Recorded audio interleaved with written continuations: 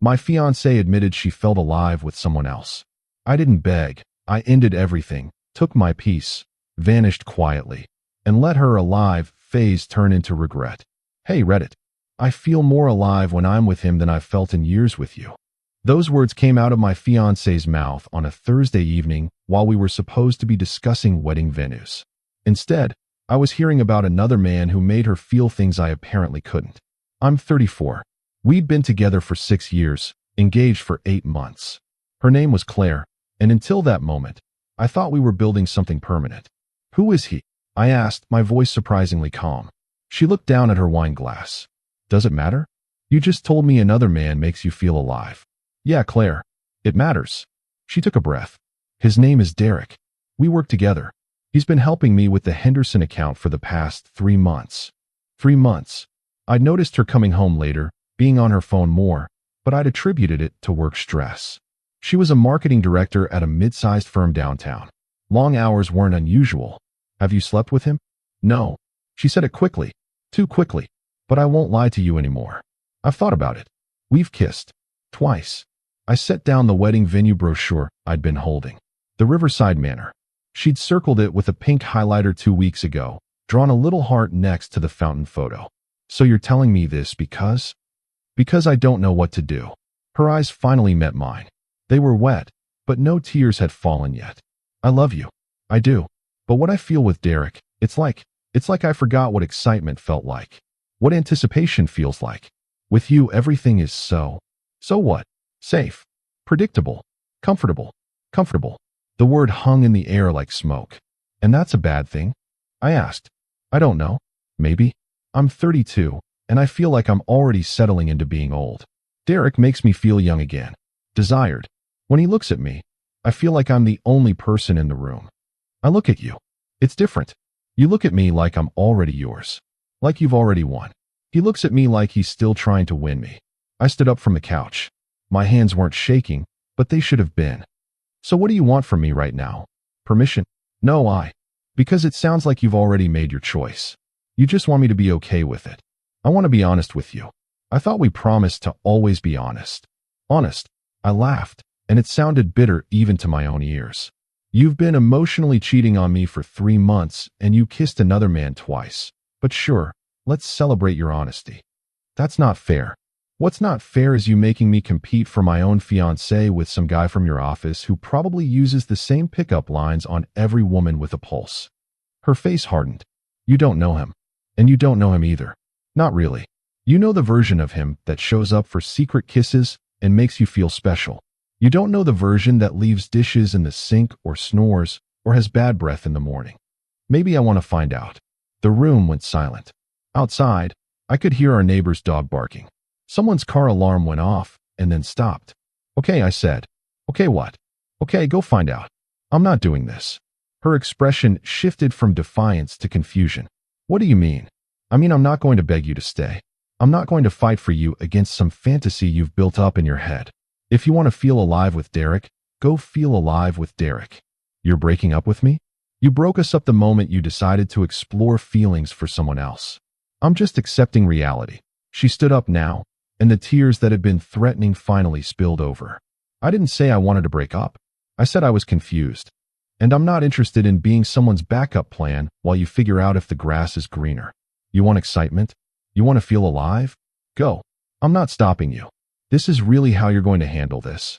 You're just going to give up. I'm not giving up, Claire. I'm choosing myself. There's a difference. I walked to our bedroom, my bedroom now, I supposed, and pulled out the duffel bag from the closet. The one we'd bought together for a trip to Colorado 2 years ago. I started packing clothes. She followed me, standing in the doorway. Where are you going? My brother's place. He's got a spare room. You don't have to leave. This is your apartment too. It's your name on the lease. I'll make arrangements to get my stuff later. Can we please just talk about this? You're acting like this is simple. I stopped packing and looked at her directly. It is simple. You've developed feelings for another man. You've kissed him. You've been fantasizing about being with him. Those aren't things that happen in a healthy relationship. Those are things that happen when a relationship is already over, and one person just hasn't admitted it yet. I admitted it. I told you. I was trying to be honest so we could work through it. Work through what exactly? Your attraction to someone else? That's not something I can fix, Claire. I can't make you feel about me the way you feel about him. And I have too much self-respect to try. I zipped up the duffel bag and grabbed my phone charger from the nightstand. What about the wedding? She asked quietly. What about it? We've put deposits down. My parents have booked flights. Your family. I'll handle my side. You handle yours. Tell them whatever you want. Tell them I wasn't exciting enough. Tell them Derek makes you feel alive. Stop saying his name like that. Like what? Like it's poison, isn't it? She didn't answer. I walked past her into the living room, grabbed my laptop and a few other essentials. The engagement ring I'd spent 3 months' salary on was sitting in its box on the bookshelf, next to a photo of us from Greece. She looked so happy in that photo. I looked happy too. Maybe we were. Or maybe we were just comfortable, and I was too stupid to know the difference. I don't want to lose you, she said from behind me. You already have. Please don't go. Not like this. Stay, and let's really talk. Let's figure this out. I turned to face her one last time. Figure what out? You've been thinking about another man for 3 months. You've kissed him. You've already made your choice. You just want permission to feel good about it. Well, here's your permission. Go be with Derek. I hope he makes you as happy as you think he will. And if I choose you, then you'll always wonder what could have been with him. I'm not interested in being chosen because I'm the safer option. I want someone who doesn't have to choose. I headed for the door. She called after me one more time. I love you. I stopped but didn't turn around. I loved you too. Past tense. That was 6 weeks ago. I stayed at my brother Marcus's place for a week, then found a studio apartment across town. Small, but it was mine. I blocked Claire on everything. Phone, social media, email. Cut it clean. My friend said I was handling it too coldly, that maybe I should give her a chance to explain more, to really talk it through. But I knew the truth. Once someone tells you they feel more alive with someone else, you can't unhear it. You can't unfeel it. Every time you'd look at them, you'd wonder if they were thinking about that other person. Every time they'd smile at their phone, you'd question it. Every time they'd come home late, you'd doubt them. That's not a relationship. That's a prison sentence. The first 2 weeks were the hardest. I'd wake up reaching for someone who wasn't there. I'd see something funny and instinctively pull out my phone to text her before remembering. The coffee shop we used to go to every Sunday became a place I actively avoided. But I didn't cry. I didn't beg. I didn't drunk text her at 2 in the morning asking for another chance. I went to the gym. I read books I'd been meaning to read.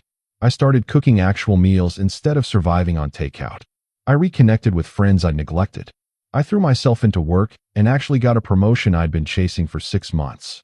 My life didn't stop when Claire left it. It just shifted. Around week 4, mutual friends started reaching out. Careful, probing questions. Had I talked to Claire? Did I know what was going on with her? I didn't, and I made it clear I didn't want to. But one friend, my buddy Trevor, couldn't help himself.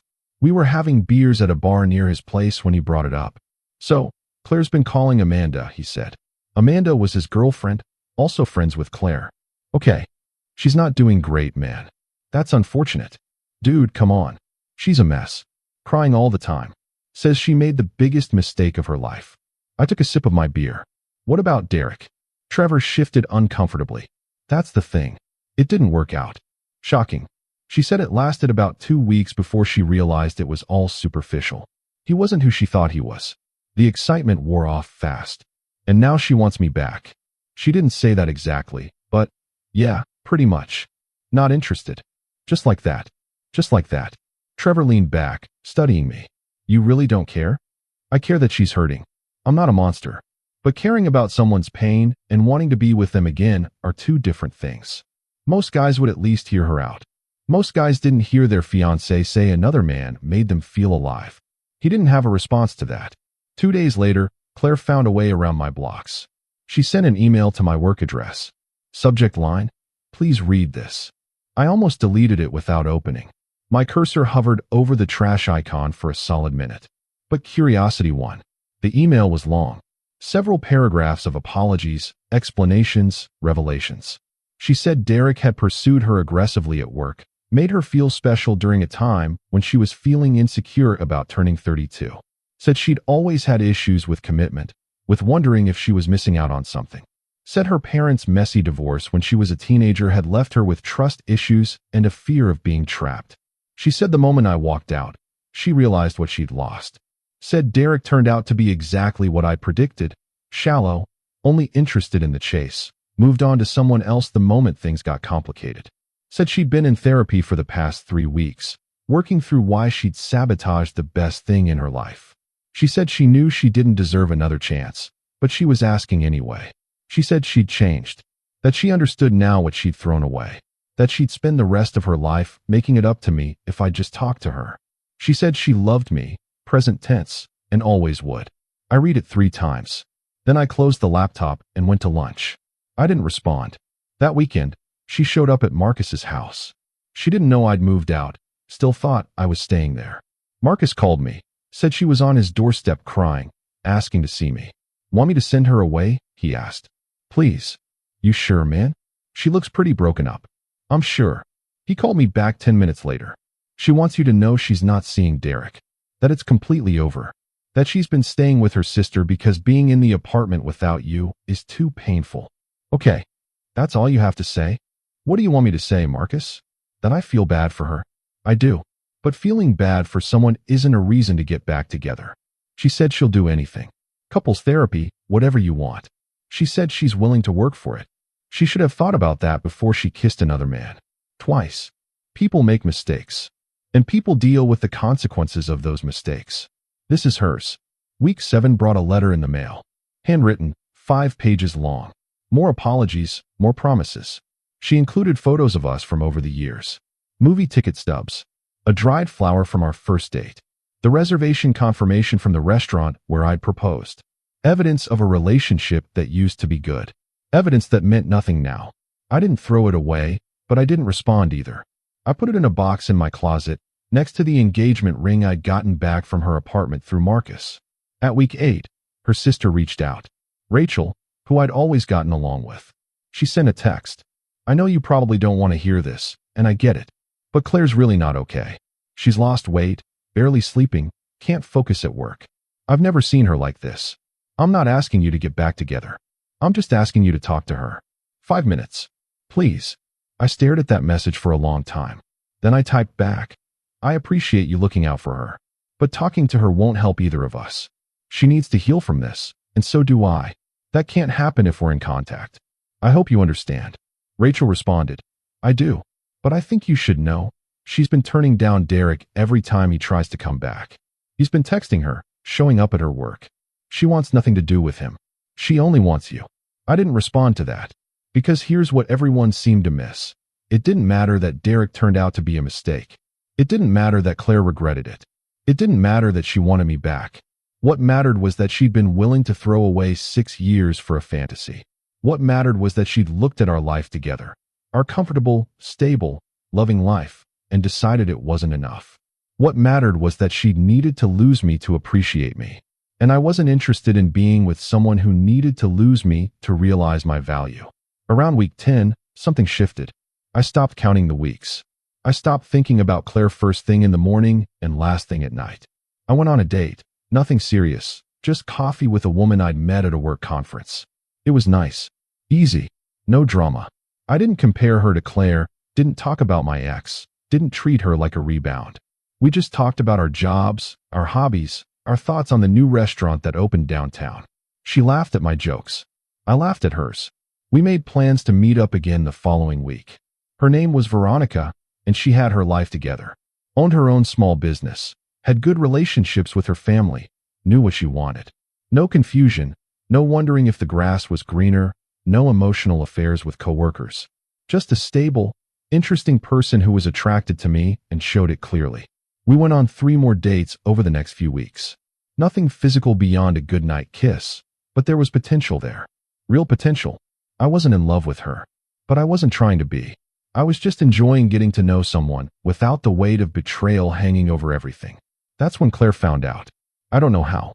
Maybe mutual friends. Maybe she'd been checking my social media through someone else's account. But she found out I was seeing someone, and it triggered something. She showed up at my apartment on a Tuesday evening. I'd just gotten home from dinner with Veronica. I was in a good mood, humming to myself while I unlocked my door. Hey. I turned. Claire was sitting on the floor in the hallway, back against the wall opposite my door. She looked thin, tired. Her hair was pulled back in a messy ponytail. No makeup, wearing sweats and an old college hoodie I'd seen 100 times. How did you get this address? I have my ways. That's not an answer. Marcus. Of course. What do you want, Claire? To talk. Please. Just 5 minutes. I should have said no. Should have walked inside and closed the door. But something in her expression, not hope, but resignation, made me pause. 5 minutes, I said. Out here. Not inside. She nodded and stood up slowly, like her joints hurt. We stood there in the hallway, 3 feet apart. The fluorescent lighting above us flickered slightly, casting strange shadows. I know you're seeing someone, she started. That's really none of your business. I know. You're right. But I needed to see you before it got serious with her. Before I lost my chance completely.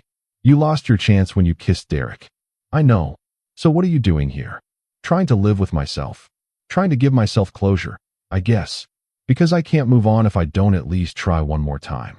Try what? To make you understand how sorry I am. How much I regret it. How much Claire, stop. Please, just let me. No. Listen to me. I understand you're sorry. I believe that you regret it. I believe that Derek was a mistake and that you miss what we had. I believe all of it. Her eyes lit up slightly. Then why? Because it doesn't change anything. You felt something for someone else. That feeling was real. The fact that it didn't work out doesn't erase that you were willing to risk everything we built for a shot at something different. I was confused. I was scared of commitment. I was self-sabotaging because I didn't think I deserved you. And you think those feelings are just gone now? You think because Derek didn't work out, suddenly you're cured of whatever made you do it in the first place. She hesitated. I'm in therapy. I'm working on it. Good. That's genuinely good. But you need to work on it for yourself, not so you can win me back. Because that's not going to happen. Why not? People move past infidelity all the time. Couples therapy, rebuilding trust. You didn't have sex with him. I know that. But you had an emotional affair, and honestly, that's worse to me.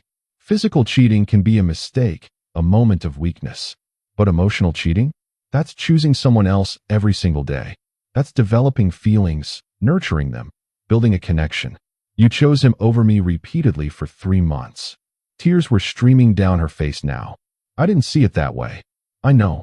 That's part of the problem. What about love? Doesn't 6 years mean anything? It means everything. That's exactly why I can't go back. Those 6 years deserved more than what you gave them. They deserved loyalty and commitment and honesty. You took all that and gambled it for excitement. Well, you lost. And I'm not interested in being the consolation prize. You're not a consolation prize. You're everything I want. Now, I'm everything you want now that the fantasy fell apart. But what about 6 months from now? A year? What happens the next time you feel comfortable? The next time work gets stressful and some new guy pays attention to you? Am I supposed to spend the rest of my life wondering? She didn't have an answer.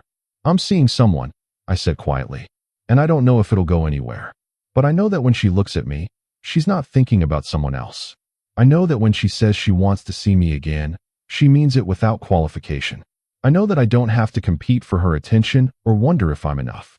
And that, Claire, that's worth more than 6 years of history. I made one mistake. No, you made a series of choices over several months. Choices to get closer to him. Choices to hide it from me. Choices to kiss him not once, but twice.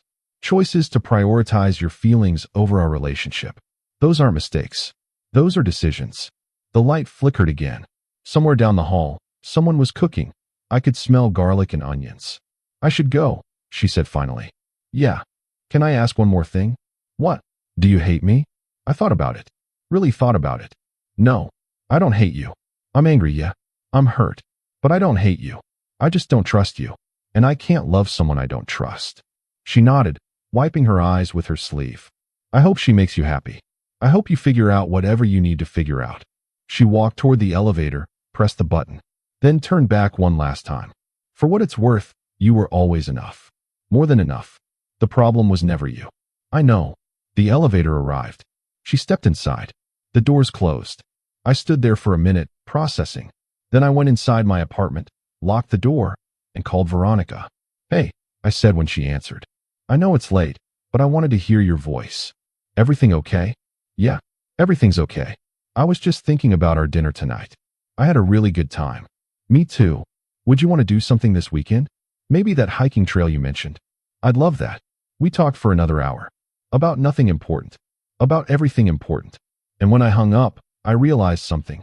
I wasn't thinking about Claire. I wasn't dwelling on what I'd lost. I was thinking about what I might be gaining. That was 3 months ago.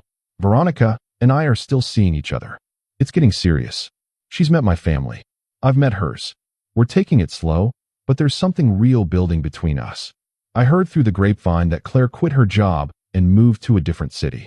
Fresh start, apparently. I hope it works out for her. I genuinely do. But I don't miss her. I don't wonder what if. I don't regret my choice. Because here's what I learned. Love without trust is just emotional dependence. And I'd rather be alone than be with someone I can't trust. I'd rather start over than settle for someone who needed to lose me to appreciate me. People say I gave up too easily, that I should have fought for the relationship. But fighting for someone who's already checked out isn't fighting, it's begging. And I have too much respect for myself to beg someone to love me the way I deserve. Claire made her choice when she developed feelings for Derek. I just made mine when I chose to respect myself more than I feared being alone. And you know what? I sleep fine at night. My conscience is clear. I didn't make her feel guilty, didn't punish her beyond ending the relationship, didn't badmouth her to mutual friends. I just walked away with my dignity intact. Sometimes the most powerful thing you can do is nothing at all. No tears, no drama, no second chances for people who didn't value the first one. Just a clean break and a commitment to yourself that you'll never accept less than you deserve. Claire wanted to feel alive. I hope she finds whatever that means for her. As for me, I already feel alive. I feel alive every time I make a choice that honors my self-worth. Every time I refuse to settle. Every time I wake up knowing I'm not wasting my time on someone who sees me as an option instead of a priority. That's what being alive really means. Not excitement or drama or forbidden romance. Just peace. And the confidence to walk away from anything that threatens it.